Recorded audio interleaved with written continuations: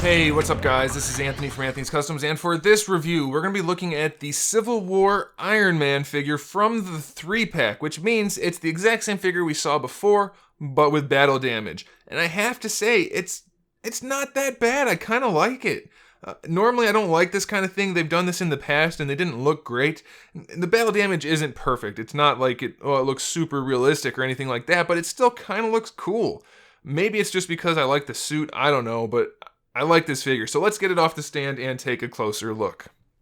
Alright, if you're not familiar with the figure, we're going to run through it like it's a new figure. I'm just going to kind of go quickly since we have already seen it in the past. He stands just about 6 3/4 inches tall, which makes him just about 17 centimeters. And overall, he looks really good. The only thing is his arms are either too long, which I think that's the case. His lower arms are too long, or his legs are too short. Something's off in the anatomy, and I'm pretty sure it's just from here to here. Everything else looks about right. The elbow lines up to where his navel would be roughly, so that's about right. This part just looks a little bit oversized, but once you get imposed, you won't notice it too much, so it's not a big deal.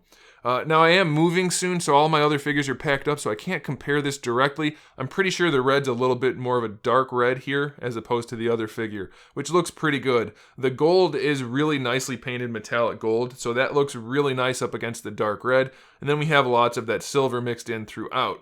We have the painted repulsor in the chest, or arc reactor in the chest, so that looks really nice. And then the eyes are painted really well. I love those. I mean, it's just a white and black eye, but they did them super cleanly, so that's really nice. So for all of you people that complain when I say, hey, these legends aren't painted well, that's because some of them are, like this one. All they have to do is paint it well, and it can be done, and so that's why I say some of them don't look right when they don't look right. This guy looks really good, and I'm happy about that. So the battle damage, you can see, did they sculpt that? Is that sculpted? I can't tell. It's not. I thought it was sculpted. I thought they added a new piece. We just have this black dirtiness throughout, which, like I said, it's not hyper realistic, but it looks good. Then they have some silver scratches around for the head and on the shoulder pad there and down here on the leg. It's not the most realistic thing ever, but it looks really good still. I'm happy with it. I think it looks really cool to recreate the fight scenes. I like it. I like it a whole bunch. And then, if you don't already know, he comes with an alternate head. So we have the Tony Stark head that goes on there. And that looks okay. It's a good enough likeness, so that's nice. And then we have 2 orange and yellow blasts and then 2 blue blasts. I'm not sure why we have the different colors, but we do. And those can go in his hands or his feet. They're nicely made. They're really translucent and vibrant and look good, but it's odd to have 2 different colors. As for the articulation, the head's on a ball peg on a hinge, so you can get it to look up pretty far. Works pretty nicely. It goes down. Really good range of motion all the way around for the head, so that's pretty nice. The shoulders are ball hinges, and the shoulder pads are actually fixed to the shoulder, so they will get in the way.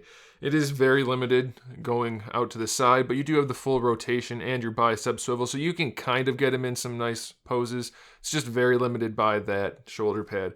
Double jointed elbows work just fine, and then the wrists have the hinge for the repulsor blast and, of course, the swivel. The diaphragm joint works really well on this guy. It goes really far back, so if you want to put him in a flight pose, you will have no trouble doing that. And then it does go pretty far forward for an Iron Man figure and pretty far side to side, and you have the full rotation. So it's one of the better torso joints on an Iron Man figure, so that's pretty good. For the hips, the original one had some pretty serious problems for me. I heard some people didn't have those issues. This one, it's not as bad. This leg's still not that great. This one works a lot better than my first one, so I don't know. I guess it's gonna just be some variance in the actual production, but they don't go very far forward, they don't go very far back, and they don't go very far out to the side. With a thigh swivel, that works just fine, so he's mostly gonna be in a standing or hovering pose. The double jointed knee works just fine, so that's good.